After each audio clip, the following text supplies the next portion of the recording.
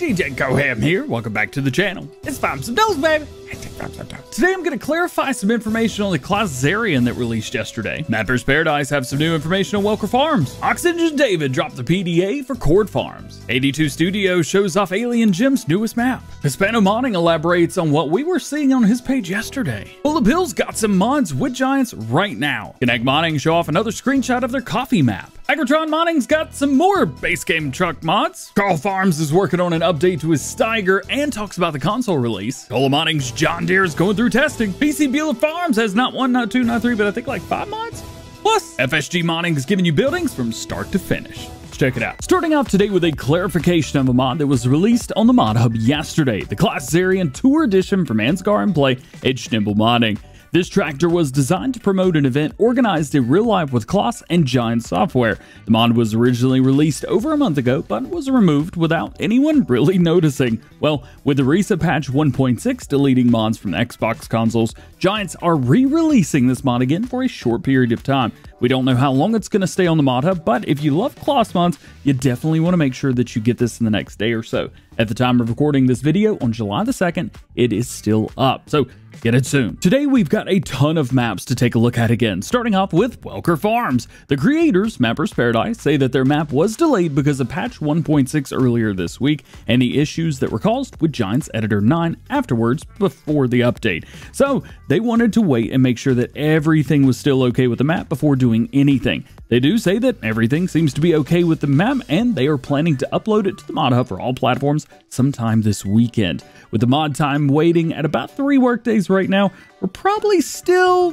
5 or 6 days at least from seeing it on the testing list, assuming they send it off today. So just hang tight, it'll be there eventually. I'll let you guys know once we get more information. Oxygen David has released the PDA for Cord Farms for his next map for 22. So far, he has 100 fields done with about 50 left to go. You can see that the map, just like his maps before it, uses real-life satellite imagery as the base for the fields. Shown here, we can see lots of smaller grass fields and some crop fields spread around, and quite a few farm areas throughout the main road in the middle from top left to bottom right. This is definitely going to be one of his most detailed maps ever, and I'm really excited to see the final product. Speaking of, a few days ago he did mention that it could be a while before we see anything. We got tons of screenshots, but he does say that he's aiming for a near-year release. And I'm still not sure if he means next year or a year after the first announcement, which was, well, close to a year ago. Either way, I'm excited to see more information on this map. Here's a fun one. Alien Jim is working on a new map himself, and 82 Studio got beta access for it yesterday during his live stream. And it's a rock crawling and vehicle testing ground map for machinery. Oh, this is so cool. There's rocks to climb over, logs to traverse, and insane descents that are going to leave you guys breathless throughout the map. During his live stream yesterday, 82 Studio showed off beta access to the map and tried off tons of vehicles and machinery throughout his stream, testing the map as best he could. I highly recommend that you guys check that out after this video.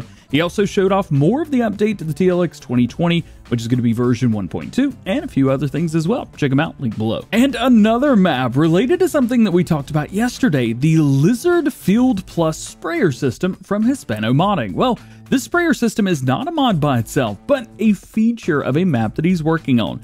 Kansas Irrigation Farms. This will be a 4X map based around the area of Kansas, and the majority of the map will feature areas close to that. It's going to feature a few round fields with irrigation pivots already installed on them, like the one that we saw yesterday, and the function of them in the game is to fertilize these fields. And it's not going to be necessary to fill them either, as they come with an unlimited amount of product. How cool is that? The largest of it's going to have 8 different spans, totaling 459 meters in diameter and covering a total of 66 hectares. In addition to that, the map will feature 2 trains, one for transport and the other one for maritime containers, whatever that means.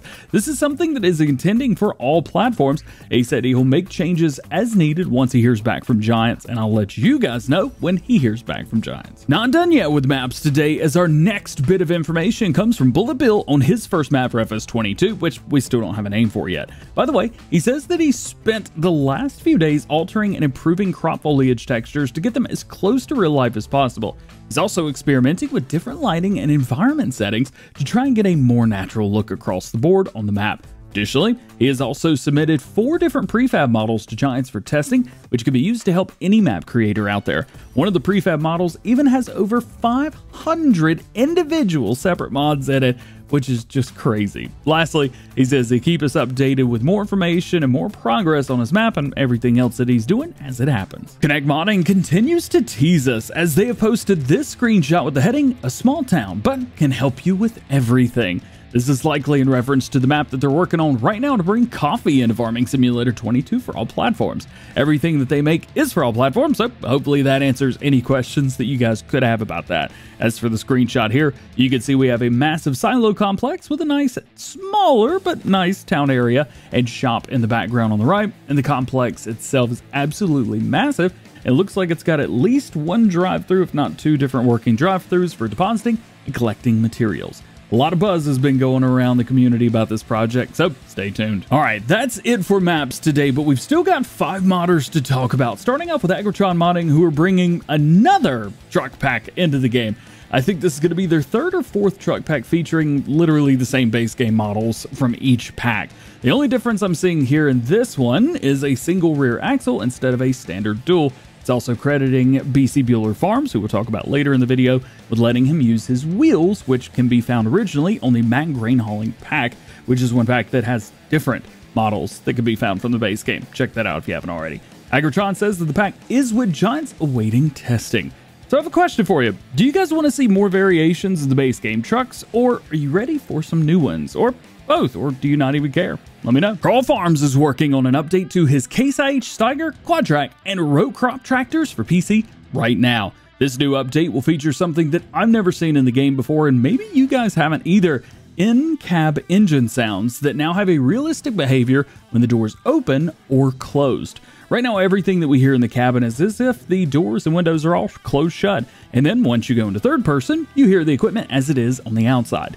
This new feature will allow different sounds to come into the cabin if the door is open, resulting in a much higher level of realism and immersion, which in turn is going to make this mod stand out from the rest even more than it already has. He says that it's almost completed with the update, and it will also include the 4-wheel drive Steiger. Additionally, these mods will also be heading to console testing for players to enjoy on no matter what platform you're on once they are completed. Kind of messed up my English there, but you guys know what I'm saying. Next up, Cola Modding is going through the first in-game test for their John Deere 1175 Combine Harvester and the SLC headers. It's been almost 2 months we heard anything about these, with the last information dropping on May the 9th. We know that there will be at least 2 different headers, the 316 and the 319, as well as the harvester itself. These are for all platforms and could be another few weeks or so before we see them sent off for testing, as they're only first now going through testing. So keep an eye out. I'll bring you guys more information once we get it. Bcbuhler Farms is in the news again with some new buildings. The co-op setup. There are seed and chemical sheds here, which are set up so that you can buy pallets or totes of herbicide, liquid fertilizer, and seeds. All 3 buildings also have a normal refill trigger for the respective products, and another feature that's coming is the seed and chemical sheds can also transform bulk material into pallets if you want to. I think it's really cool. I don't think there's anything else in the game that does that, so that's awesome. As mentioned in a previous post yesterday after the news video came out, you're going to be able to refill from the tanks on the side like at a normal refill point, or you can even purchase the pallets through the production system and they'll go boop and spawn right in front of the buildings. To see more information on these really neat buildings, check out Bcbuhler Farms, link below. And naturally, of course, as soon as I'm finishing this video, he says that he submitted the mod for testing. So let's go. He's also submitted the North American Shed Pack as well, which is a collection of buildings that were redone and being used on the Edgewater, Saskatchewan map that we talked about recently. Well, they're submitted for testing for all platforms. And lastly today, FSG Modding have a few things for us, starting off with their large pole barn pack, which is now with Giants awaiting testing. The pack is going to include 5 different buildings in different states from left to right, again, 1 through 5, all the way from not much other than a frame to a finished product. Perfect role play and things like that. There's also going to be 30 different color options to choose from. That way you get the perfect look for your farm.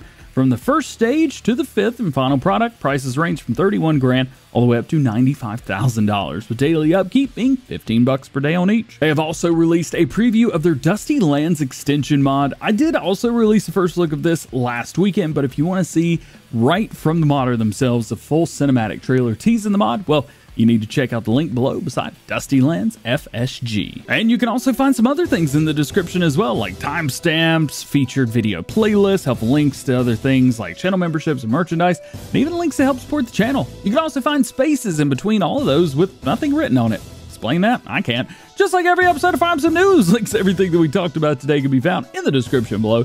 No release dates for mods, so no one knows when any mod's going to be released. And if I didn't talk about something that you want to know about, that just simply means that there's no new information on that topic at the time of recording this video. So make sure you guys stay tuned to the channel for updated information on everything that you want to know about and some things you need to know about as well going on in the world of Farming Simulator. Well guys, that's going to be it for today. Hope you enjoyed the video. If you did, drop a like on it, get subscribed if you're new, and join the DjGoHam fam. Make sure those notification bells are on as well. That way you never miss daily Farming Simulator videos here on the channel.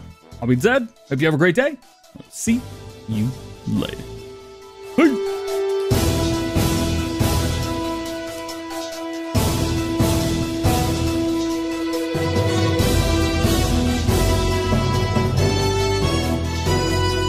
Well, I hope everybody in Canada had a wonderful Canada Day yesterday, and I hope everybody from the States is excited about 4th of July this week.